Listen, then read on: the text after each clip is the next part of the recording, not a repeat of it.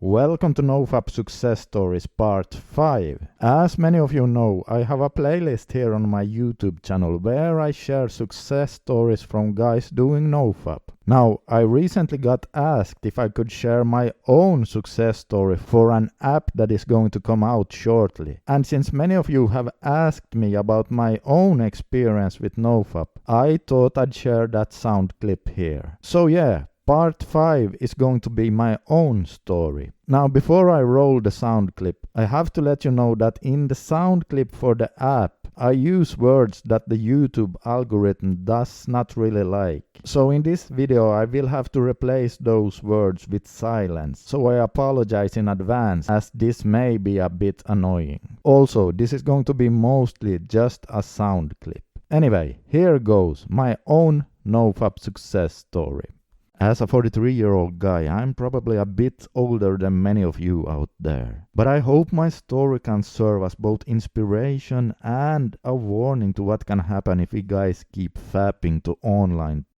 I'm a pretty normal guy and I had a wonderful childhood. No abuse or anything like that. An important thing to mention is also that I grew up before there was any internet and everything was great back then. During my teenage years, I did like all the other kids did back then, every now and then try to get hold of some adult magazines. I'm sure my fapping habits were pretty normal and average back then, nothing extreme. Well, I started dating when I was about 20 years old, and in the beginning everything went well. I had no problems with performing and my libido was strong. I thought this was great and I was sure I'd get to enjoy it for the rest of my life. Well, little did I know what was about to happen. I didn't have internet until I was about 24 years old, but believe it or not, the internet I had was so slow and was not that easy to find online back then. So I still consumed my by reading adult magazines and watching movies on DVD or even the old VHS tapes. But still nothing extreme. In fact, I don't think I consumed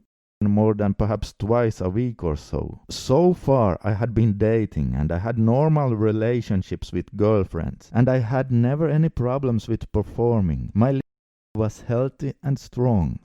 But then, when I was 28 years old, everything changed. It was a key moment in my life and I had no idea at the time. Yes, when I was 28 years old, I got high-speed internet. This meant I now had extremely easy access to online. And at the time I thought it was great. So many options to choose from. And with all that easy access, my consumption also increased. I slowly but surely started to lose interest in real-life girls. So easy and dating just was a lot of work. And besides, hey, I got all the hot babes I needed in my computer, right? Well, I still only used about maybe twice a week or so, but my sessions became longer because there was so much to explore. Now, luckily I never escalated into any illegal or extremely weird stuff, but I still did damage to my brain and I had no idea about that at the time.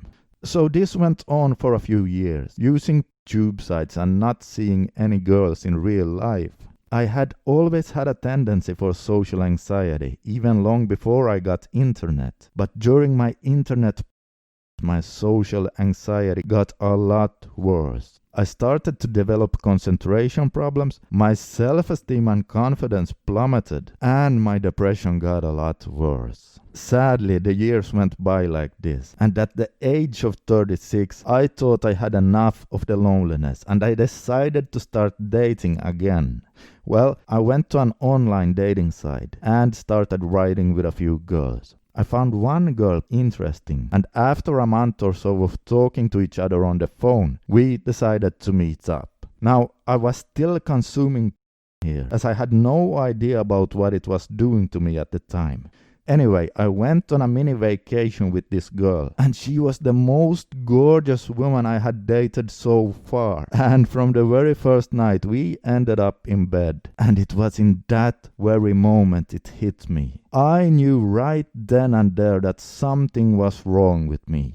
here I was with the most beautiful woman I had ever dated so far, and I only felt a very mild arousal. In fact, I could just barely perform. I did get it up, but my was weak and sluggish, and it all just felt so strange and unnatural. We did it again the following days, and it was exactly the same weird feeling. Something was wrong. It wasn't just performance anxiety. I was only 36 years old. I should be able to feel more arousal than this, especially considering that I objectively found her extremely attractive. I just knew something was wrong. And as soon as I got home, I started searching on Google like crazy. And it didn't take long until I found Gary Wilson's site. I read everything on it, and I understood right then and there that the years of fapping to online had completely for real-life women. I found rebooting forums. I also found NoFap, and I decided right then and there that I would stop watching and start NoFap. Now I quickly found out that it was not easy, and I relapsed a lot in the beginning. My NoFap streaks looked something like 35 days clean and then a relapse, then maybe 50 days clean and a relapse, then perhaps 74 days clean and a relapse, and then again maybe 21 days clean, and so on. In fact, this went on for several years before I finally started to get the hang of it. However, I continued to date different girls during my NoFap journey, and even though I kept relapsing, I started to see improvements, so I knew that rebooting and NoFap was working. This made me even more motivated to master it, and I started reading everything I could get my hands on about the brain and addictions. I must have read everything on Gary Wilson's website maybe 10 times or more by now. During this learning phase and all the dating, I also tried many different enhancers. Most of them completely useless, but a couple actually worked pretty well, which is also why I talk a bit about stuff like that on my website. Heck, I even tried, but the real problem was the addiction-related brain changes that fapping to online created. NoFap was not easy for me. At times I felt like the worst rebooter ever because I struggled for so long. Anyway, it took me years of trial and error before I finally started to be able to go for really long streaks without relapsing. So for me, it happened gradually. And then finally, after years of struggling with semi-long streaks, I started to get the hang of it. I think it was somewhere in the beginning of 2019 that I had my last relapse. I think what finally helped me to stop relapsing was to really educate myself about how the brain works, and then to learn as many tools and tricks as possible, and then of course also trial and error.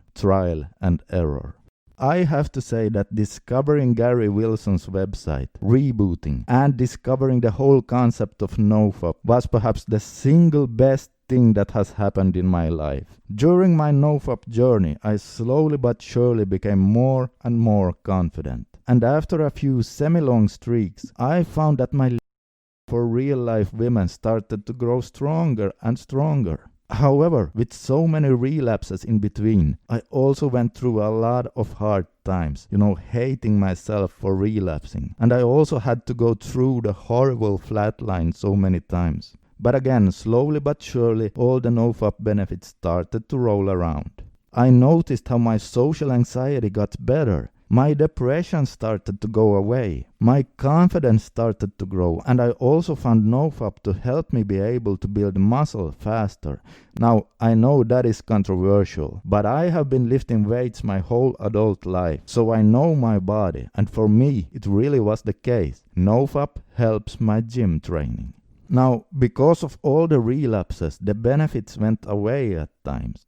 But they always came back, one by one. And fast forward to today, I now have the same healthy for real life women that I did in my 20s. It's real assuring to see how I today, as a 43-year-old male, thanks to NoFap, can function as well as I did back when I was 20. And this is also why I created my website and my YouTube channel, as I want to help others by sharing what I have learned over the years. Yeah, so NoFap and this whole journey really changed my outlook in life. And the biggest lessons I've learned from this is that fapping to can really rewire your brain to pixels on a screen and thus give you with real life women. The second thing is that if you keep blasting your brain with super high dopamine releasing stuff, like for example, it can desensitize your reward center in the brain. You get a numb pleasure response, and that is so bad because it affects everything in life. Every activity will feel less pleasurable, even things like listening to music or socializing and so on. But perhaps the biggest lesson of them all is that instant gratification is a road that often leads to hell. Most of the time, instant gratification is a big lie. And if we instead focus more on long-term success, things like going to the gym and working on our goals, well, that is the road to choose, because that road leads to real happiness.